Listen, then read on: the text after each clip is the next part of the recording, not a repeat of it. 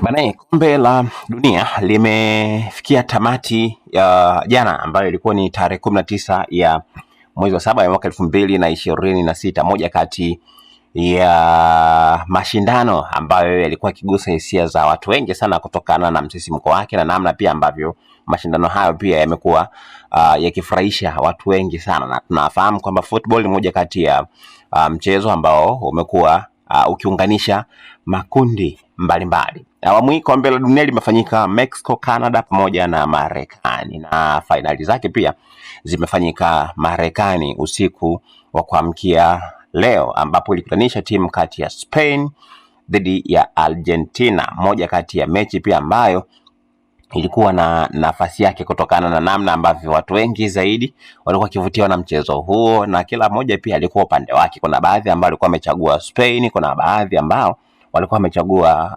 Argentina, na hii ni kwa sababu ya kuna watu ambao walikuwa ni team Messi, walikuwa maana kwamba walikuwa wanamshabikia Messi wakitamani kwamba Messi pengine ndo angechukua kombe hilo, lakini kuna watu wengine pia walikuwa ni team Ronaldo. Kwa hiyo hawa it's obvious walikuwa upande wa CR7 kwa maana ya Cristiano Ronaldo. Kwa hiyo wakawa Spain ili pia washabikia upande huo, kwa maana kwamba wakitamani team Messi pia isichukue. Kwa hiyo kulikuwa na makundi tofauti tofauti kutokana na mvutano wenyewe namna ambavyo ulikuwa umekana. Ndio maana ulikuwa unaona pia hata kabla ya mechi ukimuuliza mtu wewe unatamani nani achukue, wengine anasema kwamba mimi natamani Spain wachukue, Argentina wachukue, kwa maana kwamba wakichukua team Messi wataongea sana. Kwa hiyo mambo yamekaa kama hivyo. Kwa stories zilikuwa ni nyingi sana mpaka ambapo mchezo wenyewe ulianza, ambao pia ulionekana kuwa na kasi kubwa.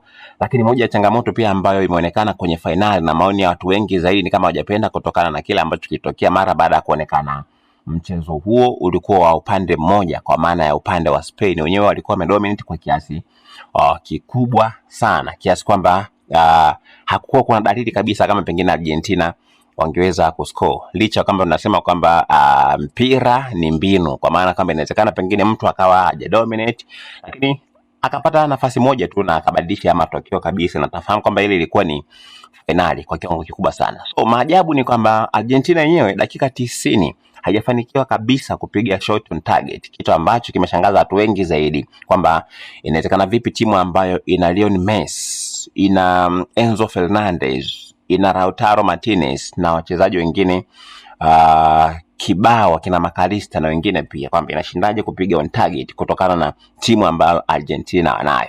Lakini tukija kwa Spain wenyewe pia tunafahamu kwamba ni moja kati ya timu ambayo kwanza ina damu changa nyingi sana. Namna ambavyo wachezaji walikuwa wakicheza, ukiangalia wakina Ferran Torres ambaye ndio alifunga goli, lakini pia ukiangalia wakina Kubas, wakina Lamine Yamal na wachezaji wengine pia ambao walikuwepo, kwa sababu Barcelona yenyewe peke yake ilikuwa imechangia wachezaji kama 8 ambao walikuwa wanacheza katika timu ya Spain, wakina Cucurella na wachezaji wengine wengi sana. Kwa hiyo ilivuta hisia za watu wengi sana kutokana na namna ambavyo mchezo wenyewe ulikuwepo, na yes, Spain ndio ambao walikuwa na nafasi kubwa kutokana na namna ambavyo walikuwa wanacheza, kwa sababu mpaka dakika 90 zinaisha ni kwamba tayari zaidi ya mashuti 15 yamepigwa kuelekezwa upande wa Argentina. Kwa hiyo unaweza kujiuliza kwamba ni namna gani pia ambavyo walikuwa wanaitafuta hiyo mechi. On target peke yake tu zilikuwa zimefika 11. Watu wakawa wanasema sasa hayo ni mafuriko kabisa kuelekea kwenye upande wa Argentina. Kwa hiyo mchezo ulikuwa hivyo, na nafikiri mara baada ya Argentina tu kupata red card ya Enzo Fernandez ndio kabisa ikabadilisha mchezo, kwa sababu balance ilikosekana. Kwa hiyo mashambulizi yalidhidi kuwa mengi sana kuelekea upande wa Argentina. Lakini story nyingine pia ni kuhusiana na namna ambavyo Messi alikuwa anajisikia mara baada ya mechi yake kuisha. Ni kama alikuwa anatoa machozi kabisa wakati huo mara baada ya kuvalishwa zile medali za mshindi wa pili. Messi alikuwa anaonekana akilia, amewaangalia mashabiki kwa huzuni sana, kitu ambacho kimeibua hisia nyingi sana.